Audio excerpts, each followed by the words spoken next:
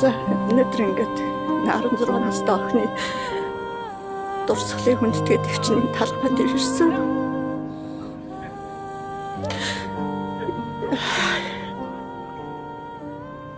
Адилхан цовлон үзэгч нь яг жилч хүрээгүй. Сайхан 30 настай хүүхдээ хүний гарт ус юм харамсалтай алдсан. Ямар ч тэр хүнд хүүхдэд буруу хийгээгүй минийхөө зүгээр л араас нь хамт ууж идсэнгүүгээд уухгүйгээ гараа явсныхын төлөө араас нь утгалаад минийхөө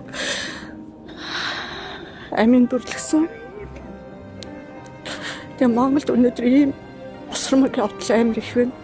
Энийн гол буруут нь би хүүхдээ эрхлүүлж өсгөж байгаа ээж аавын буруу гэж хэлмээр байна.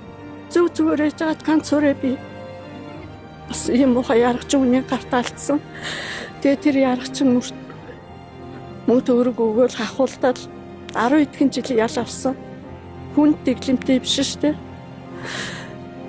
Үнэхээр харамсалтай байна. Эцэг эхчүүд өнөөдөр өөр хүүхдийнхээ хүмүүжил байхаараа мөнгө гэдэг чинь хүний амьдралын хоёр дахь үйл явдал аахгүй юу? Хамгийн түрүүлж өнөөдөр өөр хүүхдийнхээ хүмүүжил би ямар хүн төрүүлж өсгөж чинь ямар хүн хүмүүжүүлж чинь гэдгийг харах хэрэгтэй. Зүгээр л нэг эрхийн балаа тэнийг мөнгнөөс өөр юм битгээ хийцэн хар тамхинд мансурцсан. Тийм л хүмүүсийг хүмүүжүүлээд ш. Тэгээ би ээжээ гэж хэлүүлэх өргөө үлдчихэж штэ. Өнөөдөр энэ бүхэнд өнөөдөр би яг бүр бодон өнөөдөр би зорж ирсэн. Би нэг 50 гаруй насны төлөөл эдэр насандаа ингээд золгүй ус миний хүүд ямар ч буруу авахгүйсэн шүүх хурал болсон тэр хүн өөрөө юугаач мэдэхгүй мансуурсан байсан хүүхд миний хүү ууж идэхгүй би явлаа гэд явсныхын төлөө л араас нь тэгж хутгаар дайрч эмнэлгийн тусламж миний хүү эмнэлэг дээр очиод авч чадаагүй өнгөрсөн. Төргөн дуудах гэсэн хүнийхэн утсыг булааж аваад надад зөндөө хар тамхи байгаа би хэрэгт орчин гэж хэлээд төргөний дуудуулахгүй утсыг булааж аваад цуцсан байгаа байхгүй.